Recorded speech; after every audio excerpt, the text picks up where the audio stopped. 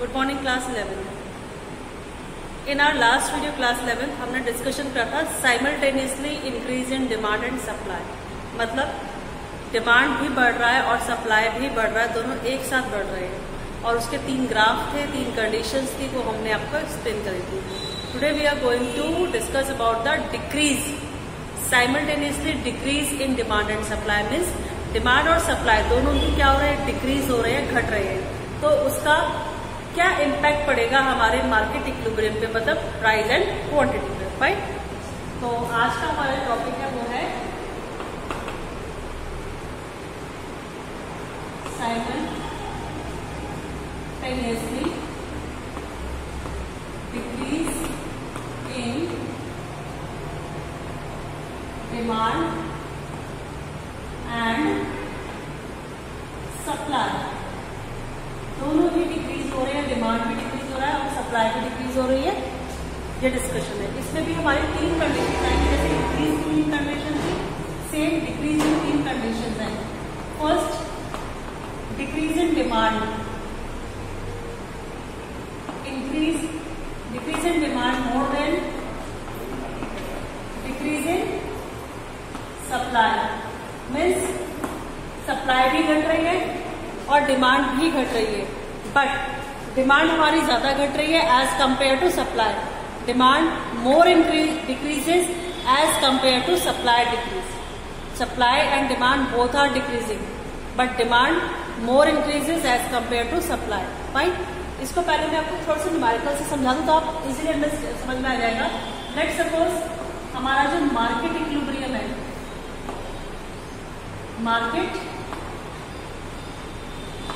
Equilibrium जो situation है वो है 1000, यानी पहले मार्केट डिमांड भी 1000 थी, मार्केट सप्लाई भी 1000 थी, ठीक है, दोनों बराबर थे। अचानक से डिमांड घट गई, डिमांड घट के हो गई 500, सप्लाई घटी, लेकिन सप्लाई सिर्फ 800 ही घट पाई। तो क्या चीज ज्यादा घटी? डिमांड, ठीक है। अब डिमांड ज्यादा घटी है, सप्लाई कम घटी है, यानी 300 पीस एक्स्ट्रा है अभी मार्केट के अंदर। तो इस केस में सप्लायर क्या करेगा भाई, वो 800 पीस सप्लाई कर चुका, डिमांड 500 पीस की है, तो इन दिस केस सप्लायर क्या करेगा, रेट्स घटा देगा ताकि जो 300 पीस एक्स्ट्रा बन गए हैं उनकी भी क्या हो सके, सप्लाई डिमांड हो सके और उसको मार्केट में वो इजिली बेच सके। अब हम जब ग्राफ बनाएंगे तो ग्राफ में भी आपको यही दिखेगा कि प्राइसेस तो डिक्रीज हो रहे हैं और क्वांटिटी भी डिक्रीज हो रही है, क्योंकि क्वांटिटी पहले 1000 थी, अब 500 और 800 ही रह गई है। फाइन। देखिए ग्राफिकली भाई, जब डिक्रीज इन डिमांड होता है और डिक्रीज इन सप्लाई होता है तो उसका क्या इम्पैक्ट होता है? उस केस में दोनों ही curve, demand and supply both curve shift to the leftward side. कहाँ शिफ्ट हो जाते हैं वो हमारे लेफ्टवर्ड साइड में। पहले तो हम मार्केट इक्विलिब्रियम कंडीशन शो करेंगे कि पहले हमारे इकोनॉमी इक्विलिब्रियम पे ही है, economy is eight there equilibrium point. ये हमारा हो गया डिमांड, ये हमारी हो गई सप्लाई, ये इसका इक्विलिब्रियम पॉइंट फर्स्ट, ये price and this is quantity. Now as per the given condition demand decrease, supply is also decrease. When demand decreases, demand curve shift to the leftward side, where leftward side this is our new demand curve D1। ये हमारा leftward side shift होकर इसकी demand घट रही है। Supply is also decrease, but supply कम घट रही है, इसलिए हमने सप्लाई का गैप घटने का कम दिया है। और जब सप्लाई भी घटती है तो वो भी हमारी लेफ्टवर्ड साइड भी शिफ्ट होती है। जब दोनों चीज घट रही है तो दोनों के नए कर्व कहाँ इंटरसेक्ट हो रहे हैं वो देखना है। दोनों नए कर्व हमारे इस पॉइंट पर इंटरसेक्ट हो रहे हैं, क्योंकि पहले डिमांड ये था, अब ये है, पहले सप्लाई ये था, अब ये है। तो दोनों नए कर्व हमारे कहाँ इंटरसेक्ट हो रहे हैं, यहाँ पर हेयर। दोनों नए कर्व का इंटरसेक्शन पॉइंट देखना है और ये हमारा पॉइंट यहाँ पर आ रहा है E1, इसको नाम देंगे E1। इसके अकॉर्डिंग जो प्राइस आ रहे हैं वो क्या है, P1, पहले से कम। और ये बताया था मैंने आपको न्यूमेरिकल एग्जांपल से। और क्वांटिटी तो रिड्यूस होनी ही है क्योंकि डिमांड और सप्लाई दोनों घट रहे हैं, ठीक है ना। तो क्या इम्पैक्ट है इसका मार्केट इक्विलिब्रियम पे, क्या लिखोगे, when there is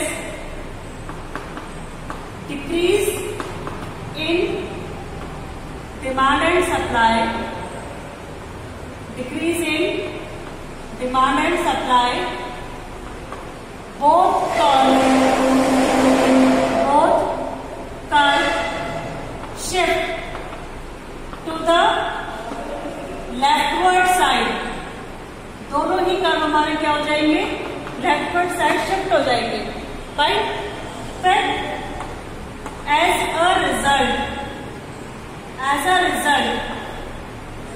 equilibrium price falls from OP to OP1. ये हमने पहला इक्विलिब्रियम मार्केट इक्विलिब्रियम में इम्पैक्ट शो कर दिया. And equilibrium quantity also falls, वो भी घट रही है from OQ to OQ1.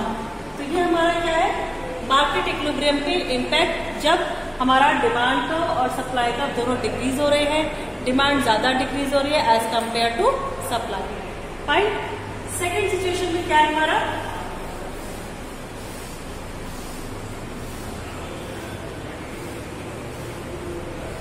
Situation second B.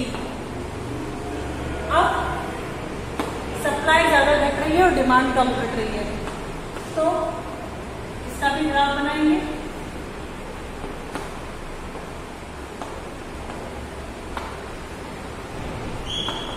Price quantity, supply demand, first equilibrium price, first equilibrium quantity, equilibrium. अब डिमांड डिक्रीज हो रही है तो डिमांड हमारी डिक्रीज हो रही है कम. ये हमारा नया डिमांड कर्व हो गया D1. फाइन. सप्लाई ज्यादा घट रही है, ये सप्लाई घट रही ज्यादा, S1 कितनी घट रही, इसे कितना घटा, दोनों नए का यहाँ पे इंटरसेक्ट हो रहे हैं अब, और इसके अकॉर्डिंग ये न्यू प्राइस हो गया P1, यानी पहले से ज्यादा, बट क्वांटिटी क्या है वो पहले से कम ही है.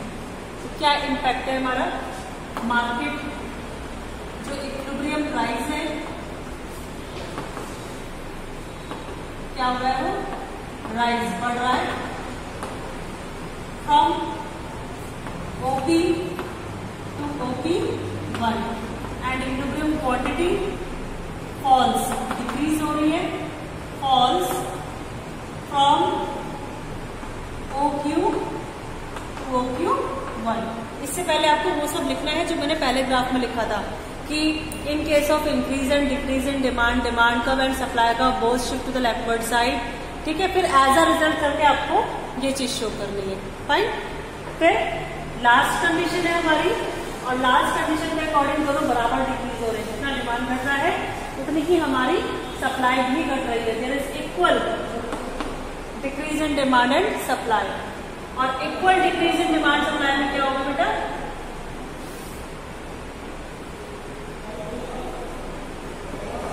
X origin, Y axis, price, quantity, demand,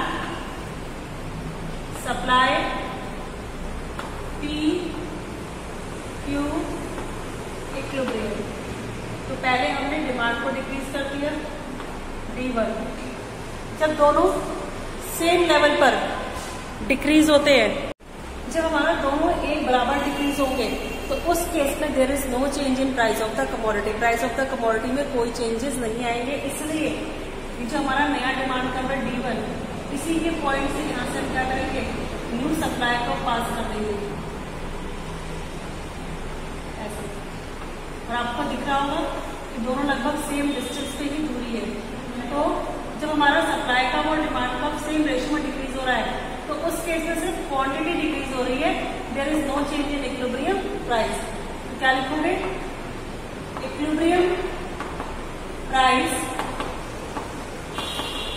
will be